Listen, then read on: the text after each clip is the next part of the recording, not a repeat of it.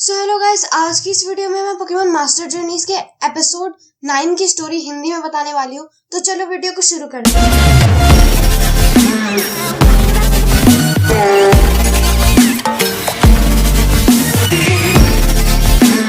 First scene में हमें professor series के लैब की रिसर्चर क्रिसा का कमरा देखने को मिलता है। वहां पे हर चीज पे मतलब पिलो तक पे साइडक बना हुआ था। तो क्रिसा किसी से बात कर रही थी, वो उन्हें बोल रही थी कि घर आने को कभी। तो वो बोलती है कि वो जल्दी आएंगी और वो कोशिश करेंगी। उसके बाद वो लैब के लिए निकल जाती है। उसके बाद फिर क्लोई भी घर आ रही थी स्कूल से, तो उसके डैड को यानी कि प्रोफेसर सीरीज को भी कहीं पे जाना था, तो वो उसे बाय बोल के चले जाते हैं। तभी क्लोई ऐश और गो के पास जाने वाली थी, पर वो बाहर आते हैं और वो कहीं जा रहे थे। क्लोई इनसे पूछती है कि वो कहाँ जा रहे हैं, तो गो बताता है कि वेदर के हिसाब से बर्फ पड़ने वाली है, तो गो को बहुत सारे आइस टाइप मिल सकते हैं, इसलिए वो जा रहे हैं। तो उसके बाद वो लोग चले जाते हैं और फिर क्रिसा क्लोई से पूछती है कि तुम्हारा कोई प्लान था क्या उनके साथ। तो क्लोई बोलती है कि नहीं, पर जब सुबह मैं स्कूल जाने वाली थी तब पार्कर क्लोई का भाई है। पार्कर यैम्पर को अपने साथ ले जाना चाहता था क्योंकि जेनी के घर पे एक स्लीप ओवर था जिसमें सबको अपने पोकेमॉन भी लाने थे। तो वैसे तो यैम्पर नहीं जा रहा था, पर मेरे बोलने पे वो मान गया। और फिर उसने अपनी मॉम से बात की, तो उसकी मॉम को भी अपनी दोस्त की हेल्प करने कहीं पे जाना था, तो वो भी चली जाती हैं। तो क्लोई के साथ डिनर करने के लिए कोई नहीं था, तो वो यही सोच रही थी कि वो ऐश और गो के साथ डिनर करेगी, और वो भी चले गए। तो क्लोई बोलती है कि जब तक वो लोग नहीं आ जाते तब तक क्या मैं आप लोगों का काम देख सकती हूँ। तो क्रिसा बोलती है हाँ, तुम हमारा काम देख सकती हो।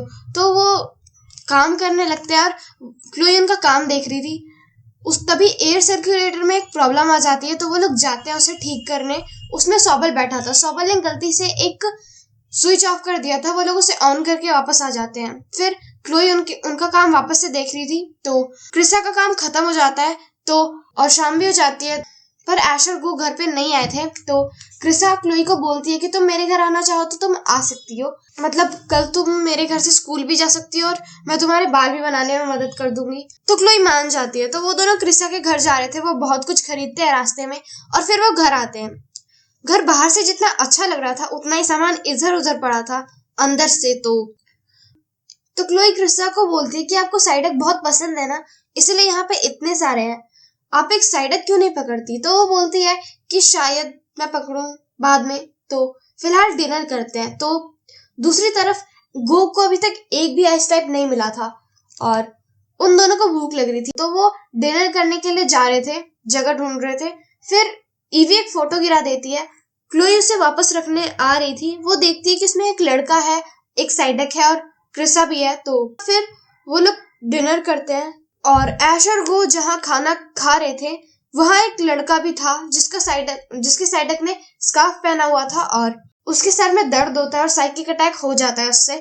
तो उसका ट्रेनर माफी मांगने के लिए ऐश और गो को एक ट्रीट देता है। डिनर करने के बाद क्रिस और क्लोई कपकेक्स भी खाते हैं और वो लोग परफ्यूम्स चेक करते हैं। उसके बाद फिर क्रिसा का एक साइडक वाला नाइट ड्रेस था जो उसे फिट नहीं होता था, तो वो क्लोई को उस रात के लिए पहनने के लिए दे देती है। उसके बाद और फिर वो लोग बेड पे चले जाते हैं सोने के लिए। तो क्लोई बोलती है कि आप कमाल है, मुझे भी आपकी तरह बनना है। तो क्रिसा बोलती है मैं भी बहुत बार फेल हुई हूँ, जैसे कि जिस दिन मुझे रिसर्चर बनने के लिए मेरी प्रेजेंटेशन देनी थी उस दिन मेरी सारी प्रेजेंटेशन खो गई और मैं बहुत दुखी थी।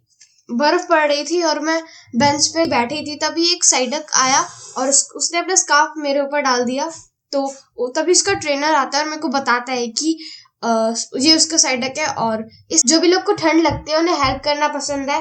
तो उसके बाद फिर वो और उसका ट्रेनर दोनों एक स्नो साइडक बनाने लगते हैं और साइडक को ठंड लग रही थी, तो क्रिसा जाके उन्हें दे देती है, मतलब उसका स्कार्फ वापस कर देती है और उसके बाद वो भी उनकी स्नो साइडक बनाने में मदद करती है और उसके बाद वो लोग खेलते भी हैं और फिर वो लोग फोटो भी खिंचवाते हैं, एक वही फोटो जो उनके घर पे है। तो उसके बाद उन्हें बेटर फील हुआ था और वो भी अपने काम पे फोकस्ड हो गई थी और वो अभी भी सोचती है कि वो लोग कहाँ पे होंगे।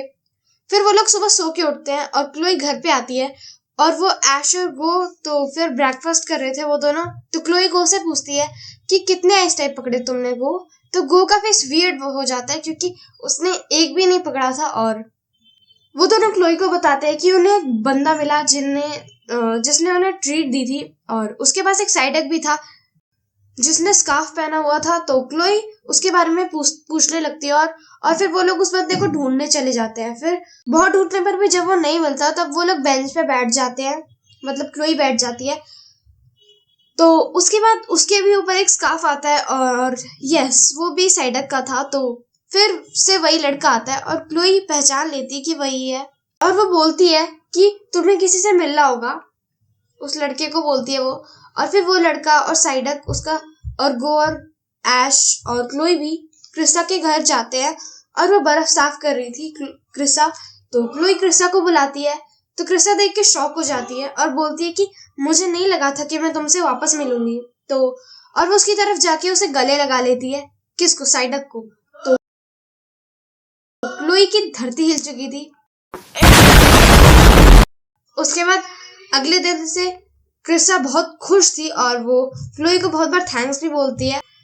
क्लोई अभी भी शॉक थी, और अब क्रिस्टा के पास सबके साथ खींची हुई एक और फोटो थी। ये एपिसोड यहीं पे खत्म होता है। आज का सवाल है, साइडक को देख के सबसे पहले मिस्टी का साइडक याद आता है, तो बताओ मिस्टी ने अपना साइडक किस जगह पे पकड़ा था? ऑप्शंस है कैंटो रीजन, ऑरेंज आइलैंड्स या फिर जोटो रीजन। अपना आंसर कमेंट में बताओ। वीडियो पसंद आए तो लाइक करो, शेयर करो, चैनल को सब्सक्राइब करो। See you guys in the next video.